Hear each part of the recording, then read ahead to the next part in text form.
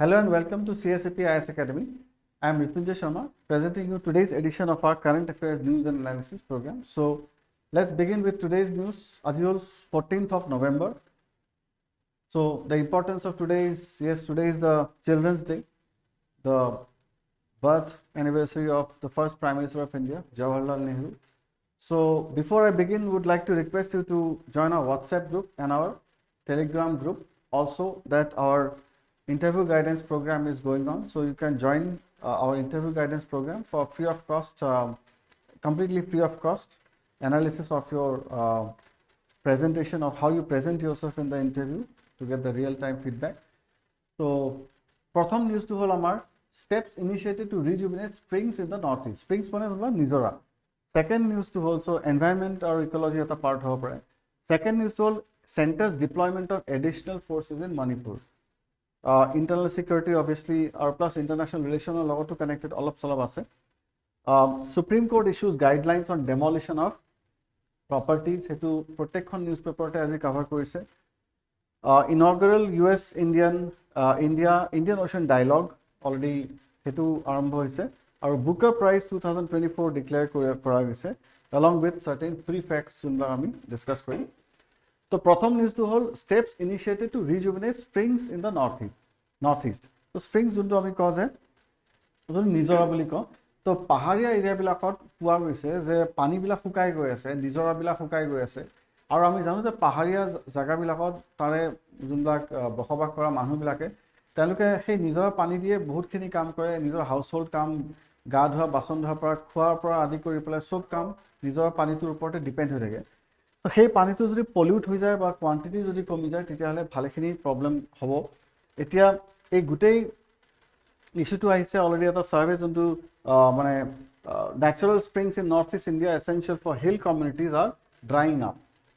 So যোনবা hill কমিউনিটিৰ কাৰণে যোনবা এসেনশিয়েল হয় natural spring they are drying up বুলি কৈছে। Brahmaputra board in collaboration with state governments and experts have launched a rejuvenation programme. So সেই নিজৰবিলাক সেই স্প্ৰিংবিলাকক ৰিজুভিনেট কৰিবৰ কাৰণে ব্ৰহ্মপুত্ৰ বোৰ্ড আৰু ইফালে প্ৰত্যেকটা ষ্টেট গভৰ্ণমেণ্টে এটা জইণ্ট ভেঞ্চাৰ কৰিছে, কোঅৰ্ডিনেশ্যন কৰি পেলাই সেইটো ৰিজুভিনেট কৰিবৰ কাৰণে ৰিভাইভ কৰিবৰ কাৰণে এটা প্ৰচেষ্টা চলাইছে। Springs are natural discharges of ground water vital for people in hill area. So' obviously ground water এটা ডাঙৰ চ'ৰ্চ হয় মানে স্প্ৰিংছবিলাক। চ' সেইটোৰ পৰাই গোটেই নিজৰাবিলাক যোনবিলাক গ্ৰাউণ্ড ৱাটাৰৰ পৰা যোনটো ওলাই থাকে, চ' পাহাৰৰ পৰা সেনেকৈ এতিয়া যোনবিলাক ৰিজুভিনেশ্যন হয় পাহাৰত কি হয় গছ কটা যায়, মানুহ পপুলেশ্যন বাঢ়িছে, ইনফ্ৰাষ্ট্ৰাকচাৰ ডেভেলপমেণ্ট হৈছে, চিমেণ্টেশ্যন বাঢ়িছে। চ' যদি আমি বেছিকৈ চিমেণ্ট বা ৰাস্তা যদি বনাওঁ তেতিয়াহ'লে যোনটো পাৰ্কুলেশ্যন ৰেট যোনবিলাক পানীবিলাক টুপ টুপকৈ যোনবিলাক মাটিত সোমাই যায়, গছৰ শিপাৰ চাইডে চাইডে যোনবিলাক পানী সোমাই যায় সেইবিলাক সোমাব নোৱাৰা হৈ যায়। চ' সেইকাৰণে যোনটো ৰিপ্লেচমেণ্ট হ'ব লাগে গ্ৰাউণ্ড ৱাটাৰৰ সেইটো নোহোৱা হৈ যায়।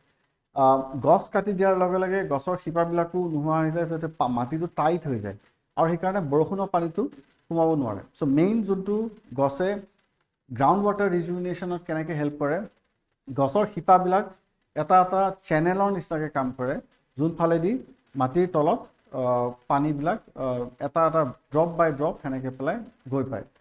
চ' human activities causes of spring depletion, causes কি কি হয়, ৰিজনটো কি হয়, human activity, deforestation, soil erosion আৰু কনষ্ট্ৰাকশ্যন, যোনটো আমি অলপ আগতে ডিছকাছ কৰিলোঁ। ডিফৰেষ্টেশ্যন গছ কটা প্লাছ সইল ইৰোশ্যন, চ' গছডাল কাটি দিয়াৰ লগে লগে গোটেই পাহাৰৰ ডাঙৰ খণ্ড এটা মাটি একডোখৰ মানে ভাঙি পৰে, প্লাছ তাতে কনষ্ট্ৰাকশ্যন এক্টিভিটি যেতিয়া বঢ়াই দিওঁ তেতিয়া আকৌ সেইটো ৰিপ্লেচমেণ্ট ৰেটটো কমি যায়, পানীটো মাটিৰ ভিতৰত সোমাই যাব নোৱাৰা হৈ যায়। It is drying springs, water scarcity হৈ গৈছে আৰু কণ্টামিনেশ্যন হৈ গৈছে, পানীটো এটাটো স্কেৰচিটি হৈছে, পানীৰ কোৱান্টিটিটো কমিছে, প্লাছ ইফালে পানীটো লেতেৰাও হৈছে। ইনিচিয়েটিভ ফৰ স্প্ৰিং ৰিজুভিনেশ্যন কি কেনেকৈ ৰিজুভিনেট কৰিব পাৰোঁ, protecting recharge points, underground water conservation আৰু community involvement for sustainable water resource management. So' community involvement কৰিব লাগিব আৰু ছাষ্টেইনেবল ডেভেলপমেণ্ট যেতিয়া আমি শব্দটো ইউজ কৰোঁ তাৰমানে য'ত দৰকাৰ হয় তাতেহে যাতে আমি কনষ্ট্ৰাকশ্যন কৰোঁ, য'ত দৰকাৰ নহয় তাতে আমি অলপ কনষ্ট্ৰাকশ্যন যাতে অলপমান আমি ৰেগুলেট যাতে কৰোঁ। আৰু অবভিয়াছলি পপুলেশ্যন লিমিট কৰিব লাগিব, পাহাৰতো পপুলেশ্যন বাঢ়ি বাঢ়ি গৈ আছে, প্লেইন এৰিয়া মানুহবিলাকো পাহাৰত গৈ আছে। সো হেকিনি এৰিয়া আমি অলপমান ৰেষ্ট্ৰিক্ট কৰিব লাগিব যাতে পাহাৰৰ পপুলেশ্যনটো আমি অলপমান মেনেজ কৰিব পাৰোঁ What is the name of the spring protection project launched by Sikkim? So you can take the correct answer and put it in the comment box. Center's deployment of additional forces in Manipur. So Kerin Manopra already ako Manipur is in news because almost like 10 insurgent militant has been killed by the security forces. Aru crossfire hoy ase duifalar pora aru hekane aru kisuman companies deploy kora goise by the Central Armed Police Forces, so to control the situation. So why it is in news? In response to recent ethnic violence and security challenges in Manipur, the Ministry of Home Affairs has ordered the rapid deployment of additional Central Armed Police Forces to restore law and order. So Ministry of Home Affairs additional Central Armed Police Force আমি যোনটো জানো Central Armed Police Force বহুত কেইটা police force আছে CISF আছে CRPF আছে ITBP আছে BSF আছে so all these are Central Armed Police Force so mostly যোনটো responsibility দিয়া হৈছে নর্থ ইষ্টত হেটো হল Assam Rifles so Assam Rifles are good responsibility to law in terms of military or baki police force or কথা কব গলে obviously CRPF is in the mainly in the field so total of 20 CAPF companies Bista CAPF companies so eta company nearly about like 100 soldiers thake including 15 from the Central Reserve Police Force and 5 from Border Security Force so ete 15ta CRPF aru 5ta Border Security Force or company dispatch kora hoise to Manipur. This additional deployment increases the total number of CAPF companies stationed in the state to 218 so 218 companies already tate active hoy ase etia Manipur. The latest violence involved a gun battle between security forces and armed insurgent in camouflage leading to the death of at least 10 suspected militants. So agoto ami etu news cover korisulu je jontu free movement regime ase FMR boli jontu koa jay free movement regime jontu asile between Myanmar aru India bhitor Moreh border hoi pelai hetu already home ministry e cancel korise karon kyo free movement regime or pora bhalekini drug trafficking hoy asile illegal narcotics ahi asile plus insurgent movement to hoy asile weapons movement hoy asile to hetu karone jontu cookie or mete jontu problem hoisile last year opra jontu evolve hoy asile hetu eta yar logot connected hoy ase so recently that is a backfire korise he bostu to alapan ako insurgent group like nijor presence to eta show koribo karone try kori ase eta aru eta jontu it's an internal security aspect eta alapan security follow pro alapan disbalance ta create hoy ase Manipur plus jontu international aspect of jontu development hoise in the region around the region it all Myanmar already military junta ase and that is supported by China aru efale Bangladeshot যোনটো এতিয়া Khalida Zia regime আহিছে so Khalida Zia regime আহাৰ লগে লগে আকৌ হেতু প্ৰ ISI activities বাঢ়ি যায় আনসাৰুল বাংলা আমি জানো সো অসমতো ভালেখিনি জায়গাত ৰেড কৰিছে আসাম পুলিচো বহুত ইনক্ৰিমেন্টিং ডকুমেন্টস বা এইবিলাক পাইছে সো যেতিয়ালৈকে শেখ হাসিনা ৰিজিম থাকে বাংলাদেশত তেতিয়ালৈকে because Sheikh Hasina regime is pro India but এতিয়া যেহেতুকে খালিদা জিয়া ৰিজিম আহি গৈছে so that's why the disturbance in northeast is also cropping up ako azir newsot aru eta news ahisile jontu koise je Alpha is saying that it is trying to revive its activities in Assam so Alpha eta threatening dise Kerin managote NSC and IMA eta threatening disile hetu ami newsot cover korisilu so NSC and IM hok ba Alpha hok or efale ako insurgent groups in Manipur hok they are again raising their heads and that is an issue which the security people are facing nowadays. So ethnic violence in Manipur has been ongoing since May of the previous year, resulting in substantial casualties, including approximately 200 deaths. So ethnic clashes to joa bosor pora hoi ase, etu eta notun development hoise. So Manipur ekhon map ami share korisu jot gute jodi ami sao so northern part khini olapan hilly area hoy, jonkhini extension of Naga Hills boli koba paro ami, aru yar pora bhalekhini nodi tolor phale ula ahe. আৰু eastern সাইডৰ এনেকে মণিপুৰত hill area আছে এখিনি area আৰু ইফালে যোনখিনি mostly হিলি area হয় মাজৰ এই এৰিয়াখিনি যোনখিনি plain area hardly 10% or 20% of Manipur is plain area more than 80 to 90% is hilly area so এই গুটেই চাৰিওফালে এখিনি হিলছ আৰু মাজতে যোনটো যোনটো ইম্ফাল ভ্যালি বুলি কয় so Imphal is the capital which is here আৰু সাউথৰ ফালে এখিনি যোনটো লোকটাক লেক আছে তো এই গোটেই এৰিয়াখিনি হল ইম্ফাল ভ্যালি সো এখিনি এৰিয়াত it is surrounded by hills so it is very difficult to guard or man this entire area from security perspective it becomes a bit difficult so that is an issue which is going on in Manipur so you can read this question and take the correct answer and put it in the comment box.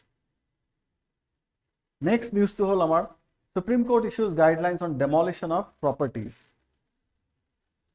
So Supreme Court already eta case choli ase juntut mane in Uttar Pradesh mostly ki hoisile je bahut keta ghor illegal activity illegal boli koi pelai bhangi dia goise to Supreme Court e koise that bulldozer justice boli koise so equating the demolitions into property demolitions into hoisile by the government from the government side etu bulldozer justice boli koise acronym dise so no property should be demolished without a prior show cause notice given the affected party at least 15 days to respond so Supreme Court e koise কোনো ঘৰ হেনেকে ভাঙিব না লাগে 15 days of prior notice দিব লাগিব from the governments from the administration point of view it said that using demolition as punishment is high handedness so demolition as a punishment to eta high handedness boli kase juntu mane flexing the muscles boli juntu ko por ami olopan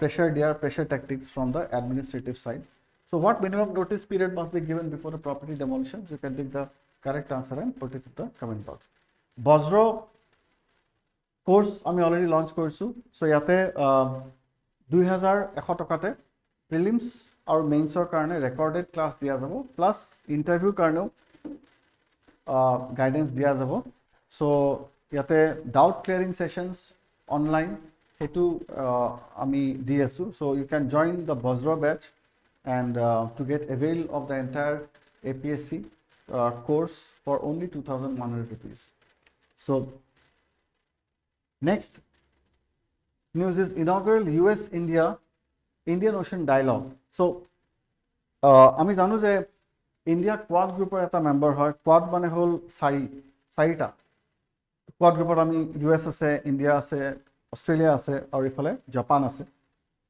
তো প্ৰত্যেক বছৰে Indian ocean ৰিজনত India আৰু US-ৰ এটা স্ট্ৰেটেজিক partnership already evolve হৈছে চাইনাই control কৰিব try কৰে mostly এটা হেজিমনিষ্টিক approach এটা আছে চাইনাৰ so expansion of the territory যোনটো কোৱা যায় বা ব্লু ৱাটাৰ নেভি আমি সেইদিনাখন যোনটো কৈ আছিলোঁ যোনে নেভি যোনটো অনবৰত যোনে অপাৰেট কৰি থাকিব পাৰে সাগৰত প্ৰত্যেকখন সাগৰ যোনে কণ্ট্ৰোল কৰিব পাৰে US of blue water navy বুলি কোৱা যায় China is also trying to become a blue water navy controlling all the oceans of the world all the trade routes of the world so যদি আমি Indian ওশনৰ কথা পাতো তেতিয়া হলে এইখিনি হল ইন্ডিয়ান ওশন যত ইফালৰ পৰা গৈ প্লাই ষ্ট্ৰেট অফ মালাক্কা হৈ প্লাই এটো এটা ডাঙৰ ট্ৰেডিং ৰুট হয় সবতকৈ ইম্পৰ্টেন্ট ট্ৰেডিং ৰুট হয় তো ইয়ালৈকে সবে আহিব ট্ৰাই কৰি আছে চাইনাও আহিব ট্ৰাই কৰি আছে জাপানও আহিব ট্ৰাই কৰি আছে অষ্ট্ৰেলিয়া আছে অলৰেডি আৰু ইয়াতে যেটো আমি শো কৰিছো ডিয়েগো গাৰ্চিয়া বুলি কয় চাগোজ আৰ্কিপেলাগো which is British Indian Ocean territory asile British territory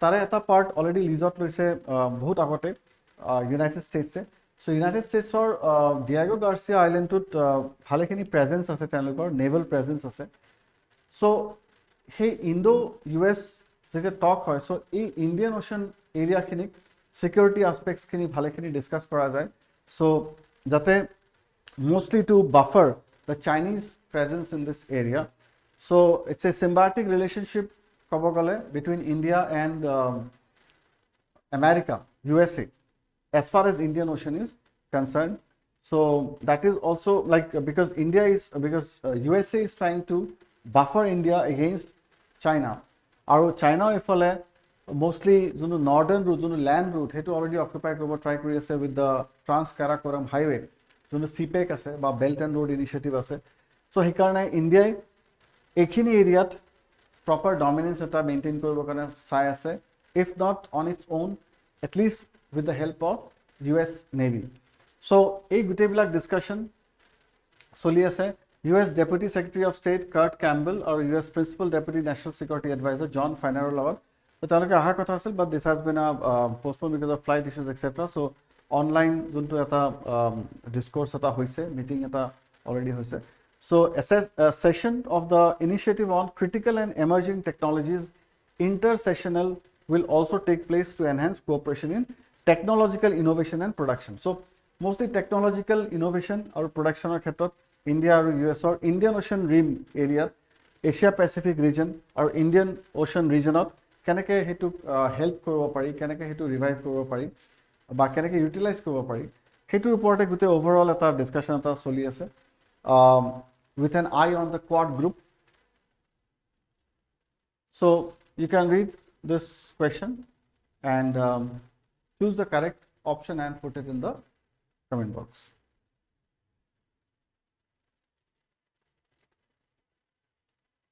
Next news to hol amar Booker Prize 2024 already declare hoise. Samantha Harvey, she got this Booker Prize for her novel which is Orbital. So Orbital বুলি যোনখন কিতাপ লিখিছিলে, novel লিখিছিলে, সেইটোত Booker Prize দিয়া গৈছিলে Samantha Harvey. So it is a international story set on the International Space Station that explores human connection, climate awareness and fragility of Earth. So International Space Station আমি জানো এটা man-made capsule যোনটো বহুত কেইখন country মিলি পেলাই led by USA ওপৰত বনাইছে. So nearly 230, nearly 300 kilometers from the ground surface তাতে suspended হৈ আছে. So recently Chinaও নিজৰ নিজৰ mission এটা space station এটা বনাইছে, but it's the older one. So hey, International Space Station or ওপৰত base কৰি পেলাই novelখন লিখা গৈছে, exploring the human connection, climate awareness and fragility of Earth. So human connection with climate awareness or ifale the fragility of the Earth. Earth is susceptible to many aspects. So like zero gravity experiments by International Space Station of soli thake, to kihor karone soli thake ba keneke ami outer space keneke ami saw paru without any distraction from the cloud. So kihor karone International Space Station bonwa gaise tar bahut keta reason jeneke zero gravity experiments mostly eta damor important reason tar bahire tate clouds formation heneke na thake. So without obstruction ami we can gauge the outer universe, বাহিৰৰ ফালে তৰাবিলাক আমি ভালকে clearly চাব পাৰো, mapping কৰিব পাৰো. So হেনেকে আৰু প্লাস পৃথিৱীৰ আশে-পাশে কি হৈ আছে, টেম্পাৰেচাৰ কেনেকুৱা, প্ৰেছাৰ কেনেকুৱা বা কেনেকুৱা মেটেৰিয়েল কেনেকে, প্লাজমা কনসেপ্টটো এটা আছে, হেতুৰ ওপৰতো ষ্টাডি চলি আছে. তো এইবিলাক গোটেইবিলাক ওভাৰঅল মানে লেছ গ্ৰেভিটিত কেনেকে তাতে কিছুমান গছ-গছনি গ্ৰো কৰিবৰ কাৰণেও কেনেকে ট্ৰাই কৰি আছে সাইন্টিষ্ট কেজনে ইন্টাৰনেশ্যনেল স্পেচ ষ্টেচনতে. ৰিসেন্টলি সুনিতা উইলিয়ামো তাতে আছে. তো যাতে আমি জিৰো গ্ৰেভিটিত কেনেকৈ আমি যদি কিবা প্ৰডিউচ কৰিব পাৰোঁ গছ-গছনি, তেতিয়াহ'লে আমি মাৰ্শ্বেল এক্সপিডিশ্যন যোনটো আমাৰ চলি আছে, মাৰ্চত গৈ পেলাই আমি সেনেকৈ ছেটেলমেণ্ট কৰিব পাৰোঁ নেকি, যোনটো ৰিচেণ্টলি ইলন মাস্কে কৈছিলে যে ফাইনেল ডেষ্টিনেশ্যন ইলন মাস্কৰ সেইটো হ'ল যোনটো মাৰ্শ্বেল কলনি বনোৱা, মাৰ্চত গৈ পেলাই এটা নিজৰ কলনি বনোৱা. তো that is how all this novel explores about and the fragility of the earth praised for its unique perspective. So Booker Prize ki hai mostly British aru Irish authors bilakok diya jay Booker Prize for any kind of a literary novel, especially fiction or karone diya jay. So Booker Prize or logot internationally janeke ami janu Pulitzer Prize eta ase jonto USA diye. So Columbia University mostly Pulitzer Prize to diye aru Pulitzer Prize ot ami je Booker Prize logot compare koru tetia Booker Prize to okol novel or karone diya jay, fictions novel or karone, but Pulitzer Prize to even journalism or karone diya jay. So other areas beleg types of journalism karone diya jay, plus novel or karone diya jay, jikono fictional novel jodi likha jay. So all these areas, so different areas, almost like 24 categories ase Pulitzer Prize or jihor karone Pulitzer Prize to diya jay. So etu hol Booker Prize. So it is one of the most prestigious literary awards boli dhora jay, primarily for English language novels. So jone English or junlak novel likhe hetu karone Booker Prize diya jay. Most prestigious literary award boli dhora jay gote world. English eligible authors come from the UK, the Commonwealth, Ireland and some recent inclusions. So UK plus Commonwealth junlak UK colony asile jeneke India, so India ইণ্ডিয়াৰো Booker prize যেনেকৈ অৰুন্ধতী ৰয় আৰু আমাৰ বহুত কেইজন আছে Booker prize আগতে এৱাৰ্ডিজ, তো তেওঁলোক কমনৱেলথত পৰি যায়। আয়াৰলেণ্ড আৰু এতিয়া ৰিচেণ্টলি US-ৰ চিটিজেনবিলাককো ইনক্লুড কৰা হৈছে। So with reference to the 2024 Booker Prize, consider the following statements. So you can read this question and take the correct answer and put it in the comment box. 3 facts. Exercise Antariksh Abhyas. So Defense Space Agency বুলি এটা organization আছে in New Delhi. So Defense Space Agency কি কৰিছে, war game exercise এটা organize কৰিছে from space based assets to address threats to and from space based assets and services. So spaceৰ পৰা যোনবিলাক risk আছে, যোনবিলাক বা স্পেচ বেছড এছেটছ যোনবিলাক আছে, চ' সেইখিনিৰ ওপৰত কি, যেনেকৈ ছেটেলাইটছবিলাক যেনেকৈ ঘূৰি আছে, ইণ্ডিয়াৰ ইনছেট চিৰিজ আছে বা অ'চেন ছেটছ আছে, জিঅ' ষ্টেচনাৰী ছেটেলাইটছবিলাক আছে। চ' সেই ছেটেলাইটছবিলাক যোনবিলাক এছেটছ বুলি ধৰা যায় এখন কাণ্ট্ৰি, ছভৰিন কাণ্ট্ৰি, সেইবিলাকৰ ওপৰত কি থ্ৰেটছ আছে বা সেইবিলাকে কি ছাৰ্ভিচেছ দিব পাৰে, সেইটোৰ ওপৰত first of its kind exercise aimed at securing India's strategic space objectives. So India's যোনটো strategic space objectives যোনটো সেইটোৰ ওপৰত এইম কৰি পেলাই এইটো এক্সাৰচাইজ অন্তৰিক্ষ অভ্যাসটো কৰা গৈছে, ইণ্টিগ্ৰেটিং স্পেচ কেপেবিলিটিজ ইনটু মিলিটাৰী অপাৰেশ্যন। চ' স্পেচ কেপেবিলিটিবিলাক মিলিটাৰী অপাৰেশ্যনছ কেনেকৈ আমি কোঅৰ্ডিনেট কৰিব পাৰোঁ, কেনেকৈ সেইটো আমি মিলিটাৰী অপাৰেশ্যনছবিলাক কেনেকৈ আমি অপাৰেট কৰিব পাৰোঁ with the help of space technology, সেইটোৰ ওপৰত গোটেই ফ'কাছটো আছে। So' defence space agency and allied units participate কৰিছিলে personnel from army, navy and air force. So' তিনিওটা ছাৰ্ভিচৰ পৰাই পাৰ্টিচিপেট কৰিছিলে along with representative from ISRO' and DRDO। Second প্ৰিফেক্টটো হ'ল আমাৰ global nature conservation index 2024 declare হৈছে। চ' ইয়াতে ইণ্ডিয়াৰ যোনটো ৰেংকিং সেইটো 176th in the 2024 global nature conservation index. So' nature conservation ইণ্ডেক্সত কি গম পাওঁ যে how safe is the diversity, the biodiversity in that country. So' 174 ৰেংকটো বহুত ভাল নিউজ নহয় ইণ্ডিয়াৰ কাৰণে, কাৰণ কিয় ইট শ্ব'জ এ ভেৰি ল' ৰেংক। আৰু সেই ল' ৰেংকটো কিহৰ কাৰণে হৈছে, তাতে যোনটো ৰিজন দিয়া গৈছে সেইটো হ'ল, এটা হ'ল লেণ্ড ডিগ্ৰেডেশ্যন বা লেণ্ড মেনেজমেণ্ট ইছ্যুজ আৰু ডিফৰেষ্টেশ্যন ফৰ এক্সাম্পল, আৰু যোনবিলাক নেশ্যনেল পাৰ্ক বা বায়'স্ফিয়াৰ ৰিজাৰ্ভছ তাতে এনিমেলছ বা বাৰ্ডছ সেইবিলাক ইমান ছিকিউৰ্ড হৈ নাথাকে। So' poaching is one of the major issue in India. So' it assesses 4 key markers: land management, biodiversity threats, capacity and governance আৰু future trends।